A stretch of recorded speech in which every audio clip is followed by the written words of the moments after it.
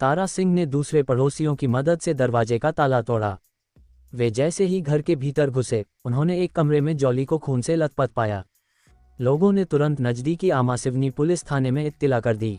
थोड़ी देर में ही एसएचओ दीपक पासवान अपनी टीम के साथ वहां पर पहुंच गए। वहां का दृश्य देखते ही वह समझ गए कि जॉली सिंह की निर्मम हत्या की गई है। एसएचओ पासवान ने इसकी जानकारी एसपी संतोष सिंह एवं एसपी सिटी सुरेश धुरव को भी दे दी। घटना चूंकि पुलिस कांस्टेबल की पत्नी के हत्या की थी, इसलिए दीपक पासवान ने तुरंत नक्सलियों के गढ़ सुकमा, बस्तर में डॉग हैंडलर के पद पर तैनात जॉली सिंह के पति शिशुपाल सिंह को भी घटना की जानकारी दे दी। छत्तीसगढ़ की राजधानी रायपुर में स्थित आमासिवनी पुलिस कॉलोनी में रहने वाली जॉली सिंह रोजाना की तरह फेसबुक पेज पर अपने हाल के रील पर आए कमेंट्स पढ़ने लगी। कई कमेंट्स पर तेजी से अंगुलियां सरकाती चली गई, किंतु एक कमेंट पर वह अटक गई। उसे 2-3 बार पढ़ डाला। कमेंट ही कुछ ऐसा था कि उसे बार बार पढ़ने का मन कर रहा था। हेलो, आपने जो रील बनाई है मुझे बहुत अच्छी लगी। आपने तो कमाल कर दिया है, मैंने ऐसा कभी देखा नहीं था, इसकी कल्पना तक नहीं की थी। सचमुच वंडरफुल, आप ये कैसे कर लेती हैं कि देख करके मैं तो मंत्रमुग्ध हो जाता हूँ। सच कहता हूँ जॉली जी, आप जैसा इस दुनिया में शायद कोई हो। इसे पढ़ती हुई वह मन ही मन खुश हो रही थी। कमेंट लिखने वाले का नाम जय सिंह था। जॉली का सरनेम भी सिंह होने के कारण उसने भावनात्मक जुड़ाव महसूस किया और तुरंत कमेंट को लाइक कर लिखा, वेलकम। महज एक शब्द ने जय और जॉली के बीच परिचय और संवाद का दरवाजा खोल दिया था। जल्द ही दोनों सोशल मीडिया पर बातें शेयर करने लगे। एक दिन जय सिंह ने लिखा, मैडम अगर आप बुरा न माने तो एक बात कहूँ। जरूर, आप तो मेरे वेल विशर हैं। इस पर जय सिंह ने अपने दिल की बात लिख डाली। आपको मेरी प्रोफाइल और पोस्ट से पता ही चल गया होगा कि मैं मायानगरी मुंबई में रहता हूँ। यहाँ का वातावरण भी आप समझ सकती हैं, कितना खुलापन है। मगर आप छत्तीसगढ़ के रायपुर में रहकर भी कुछ कम एडवांस नहीं हैं। खुले विचार हैं, आज़ाद ख्याल रखती हैं, एडवांस हैं। इस मैसेज का जवाब देने से जॉली खुद को नहीं रोक पाए। उसने लिख डाला, अरे आजकल तो पूरा देश रील और इंस्टाग्राम का दीवाना बन चुका है। कल जो टिकटॉक पर थे आज रील बनाने लगे हैं। देखिए न, 1.5 मिनट की रील क्या कमाल करती है। मैं तो चाहती हूँ कि उसका टाइम और बढ़ा दिया जाए। तुरंत जवाब मैसेज आ गया, अच्छा बहुत जानकारी रखती हैं रील के बारे में आप। क्या मुझे आपका मोबाइल नंबर मिल सकता है? उसने झिझकते हुए कहा। हाँ, क्यों नहीं। इसी मैसेज के साथ जॉली सिंह ने अपना मोबाइल नंबर भी टाइप कर दिया। थोड़ी ही देर में जय सिंह ने मोबाइल पर कॉल कर दिया। जॉली ने फ़ोन रिसीव किया। दूसरी ओर से मधुर आवाज आई, जी मैं जय सिंह बोल रहा हूँ। जी, और मैं रायपुर से जॉली सिंह बोल रही हूँ। जॉली भी अपनी आवाज़ में शहद घोलते हुए बोली, मैडम मैं एक बार फिर कहूँगा, आप कहाँ छत्तीसगढ़ में हो? आप फेसबुक पर जो रील बनाती हैं उसे देखकर कम से कम मैं तो आपका प्रशंसक ही नहीं, एक ज़बरदस्त मुरीद बन गया हूँ। क्यों, ऐसा क्या खास है मेरी रील में? मैं भी तो ज़रा सुनूं। जॉली सिंह हंसती हुए बोली। जॉली का प्यार खींच लाया मुंबई से रायपुर। ये सुनते ही जय सिंह को एक सुखद एहसास हुआ और अपनी भावना में तारीफ के शब्द घोलकर व्यक्त कर दिया, आपका हाव भाव, चेहरा, प्रस्तुति सब कुछ अलग है, खास है। दुनिया में आप एकदम अलग हो। लाखों करोड़ों में भी आप जैसा कोई मुझे नजर नहीं आता। अपनी इतनी प्रशंसा सुनकर जॉली गदगद हो गई। उसने कई बार कहा, जी शुक्रिया, धन्यवाद, थैंक्स। और फिर इस तरह दोनों के बीच अक्सर बातें होने लगीं। कभी जॉली तो कभी जय दिन में 1-2 बार एक दूसरे को कॉल कर लिया करते थे। एक दिन जय सिंह ने जॉली को कॉल किया। शुरुआत अनौपचारिक बातों से हुई। इसी सिलसिले में उसने कहा, मैं आपसे मिलना चाहता हूँ। क्या मैं रायपुर आ सकता हूँ आपसे मिलने? मेरे लिए आपके पास समय होगा ना? जॉली ने तत्काल जवाब दिया, हाँ क्यों नहीं, मैं आपका स्वागत करूँगी। कब आ रहे हैं? आप कहो तो मैं कल सुबह ही आ जाऊँ उड़कर। भला कैसे इतनी जल्दी आ जाओगे? मैं मुंबई से रायपुर की पहली उड़ान में ही निकल आऊँगा और सुबह सुबह आपके सामने हाजिर हो जाऊँगा। अच्छा ऐसा, इतनी जल्दी आ जाओगे, ये बहुत अच्छी बात है।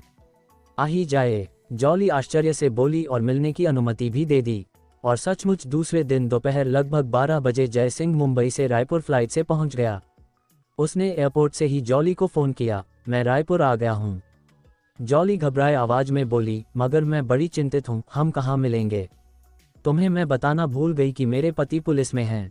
क्या कहा, पुलिस में? ये पहले क्यों नहीं बताया? मैं रायपुर आता ही नहीं। जय को भी घबराहट होने लगी थी। इस पर जॉली हंस पड़ी, अरे घबराने की कोई बात नहीं है, वह यहाँ से बहुत दूर दूसरे शहर में नौकरी करते हैं। मैं घर पर अकेली हूँ। मगर सुनो, मैं चाहती हूँ कि तुम्हें जब कोई देखे और कुछ पूछे तब कहना कि मैं पार्सल लेकर आया हूँ कोरियर का। ये सुनकर जय सिंह ने चैन की सांस ली। उसने कहा, ओके, मैं पहुँचता हूँ। थोड़ी देर में जय टैक्सी से जॉली से मिलने पुलिस कॉलोनी में ब्लॉक नंबर ए पहुँच गया था। उसके सामने जॉली खड़ी थी। जय सिंह उसे देखते ही समझ गया था कि जॉली उस पर पूरी तरह कुर्बान है। उससे मिलने के जुनून में उसने जॉली को अपनी बाहों में भर लिया। जॉली ने भी कोई आपत्ति नहीं की। किसने की थी जॉली सिंह की हत्या? मंगलवार के दिन 5 मार्च 2024 की रात लगभग 9:30 बजे जॉली सिंह के पड़ोसी तारा सिंह ने देखा कि उसके घर के बाहर ताला लगा हुआ है। वह चकित हो गया, क्योंकि रात के समय ऐसा पहली बार था कि जॉली बिना बताए कहीं गई थी। आधे घंटे बाद तारा सिंह दोबारा बाहर आया। उस वक्त भी ताला लगा हुआ था। इसी दरमियान जॉली सिंह की नंद भावना का तारा सिंह के मोबाइल पर फोन आया। भाभी को मैंने कई कॉल लगाए हैं, लेकिन वह फोन नहीं उठा रही हैं। देखिए, कहीं उनकी तबीयत तो खराब नहीं है। क्या बात है? हाँ, मैंने भी गौर किया है और मैं खुद चिंतित हूँ। ऐसा पहले तो कभी नहीं हुआ था कि अभी भी बहू के घर का ताला लगा हुआ है। पता नहीं क्या बात है। वह कहीं भी जाती है तो बताती है, मगर इतनी रात में कहाँ गई होगी? घर में अभी भी ताला लगा हुआ है, तारा सिंह ने भावना को बताया। ये सुनकर भावना और ज्यादा चिंतित हो गई। बोली, मैं कई दफा कॉल लगा चुकी हूँ, लेकिन फोन नहीं उठ रहा है। पता कीजिए, जरूर कुछ बात है। कुछ आशंका हो तो ताले को तुड़वा करके देखिए। भावना की इस तरह की आशंका जताने पर दरवाजे का ताला तोड़ा था। तब कमरे में जॉली सिंह की लहूलुहान लाश मिली। सूचना मिलने पर पुलिस के आला अधिकारी भी मौके पर पहुंच चुके थे। रात को लगभग 2 बजे तक पुलिस की जांच चलती रही। पुलिस को वहां मुंबई फ्लाइट का एक टिकट मिला। खून से सने हुए कपड़े मिले। पास ही एक कैंची मिली जो धोई गई थी। पुलिस ने घटनास्थल की जरूरी कार्रवाई पूरी करने के बाद जॉली सिंह के शव को पोस्टमार्टम के लिए अस्पताल भेज दिया। अगले रोज राजधानी रायपुर के अखबारों में जॉली सिंह हत्याकांड की खबर प्रकाशित हुई। जॉली सिंह की संदिग्धावस्था में लाश मिलने की सुर्खियां थीं। ये भी लिखा गया कि उसके पति शिशुपाल सिंह पुलिस आरक्षक हैं और दोनों अलग अलग रहते थे। इस बात की चर्चा के साथ साथ अटकलें लगाई जाने लगी कि आखिर जॉली सिंह का शव मकान के भीतर कैसे मिला। दरवाजे पर ताला किसने लगाया था? एसएचओ दीपक पासवान ने जॉली सिंह हत्याकांड में भादमवी की धारा 302 के तहत मामला दर्ज कर जांच शुरू कर दी। एसपी संतोष सिंह ने घटनास्थल का दौरा किया कर पुलिस टीम को जांच कर जल्द से जल्द आरोपियों को पकड़ने के निर्देश दिए। जॉली सिंह के बारे में पुलिस ने तमाम जानकारियां जुटाईं। उसकी मां सुलोचना देवी बताया कि जॉली सिंह और शिशुपाल सिंह का विवाह 2012 में हुआ था। शिशुपाल पुलिस की नौकरी में है। उन्होंने ये भी बताया कि पिछले कुछ समय से बेटी और दामाद के संबंधों में कड़वाहट घुली हुई थी। दोनों अलग अलग रहते थे, तलाक लेना चाहते थे, तलाक नहीं हुआ था।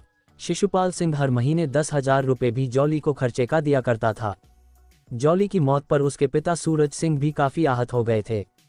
उन्होंने पोस्टमार्टम किए जाने वाले अस्पताल पर भी नाराजगी दिखाई।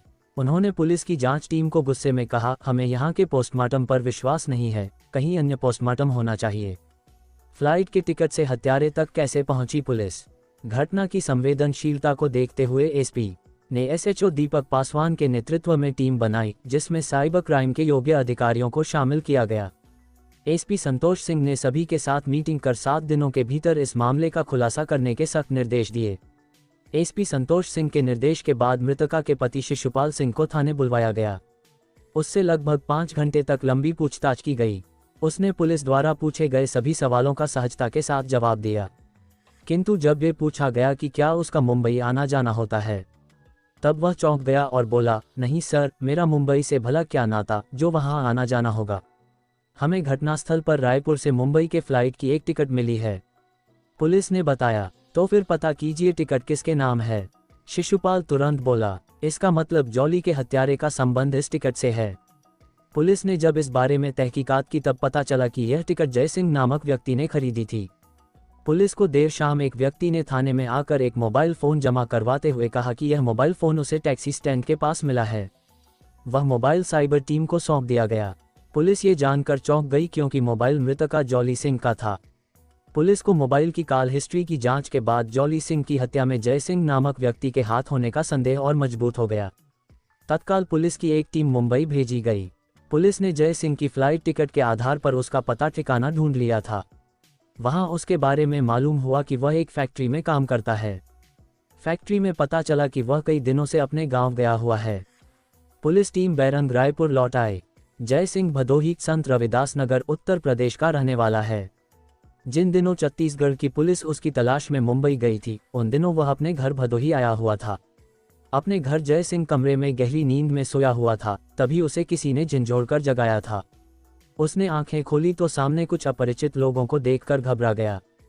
हड़बड़ी और टूटी आवाज में बोला, क्या हुआ, क्या बात है जो मुझे इस तरह जगा दिए?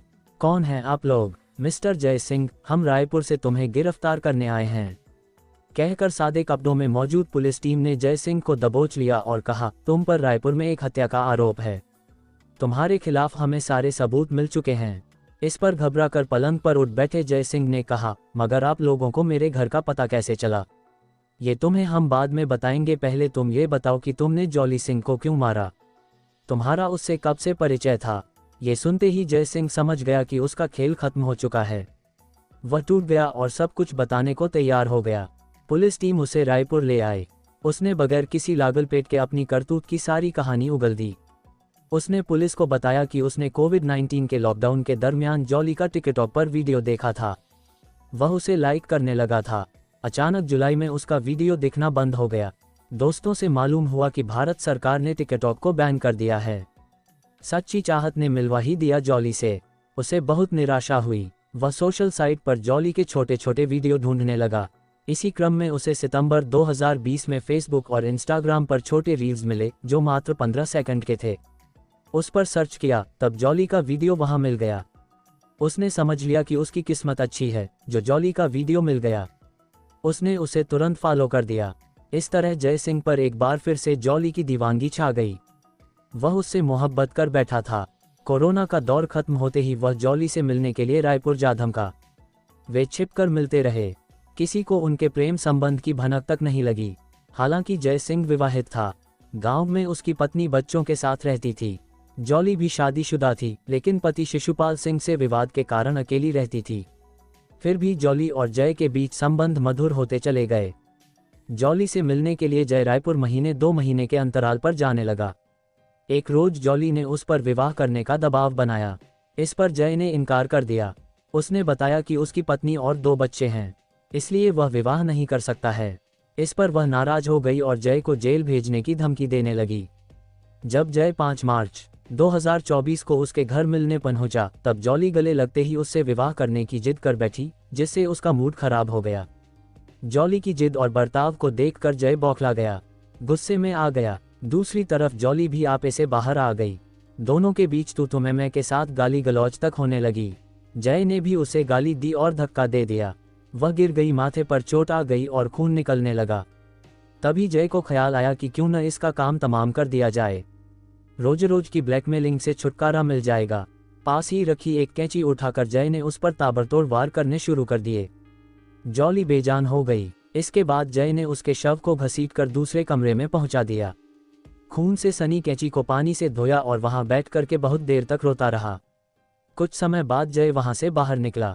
उसने निकलते समय दरवाजे पर ताला लगा दिया। जॉली का मोबाइल भी उसने साथ रख लिया, मगर वह हड़बड़ी में कहीं गिर गया, इसका पता ही नहीं चला। फ्लाइट की टिकट भी नहीं मिली, वह भी कहीं गिर गई थी।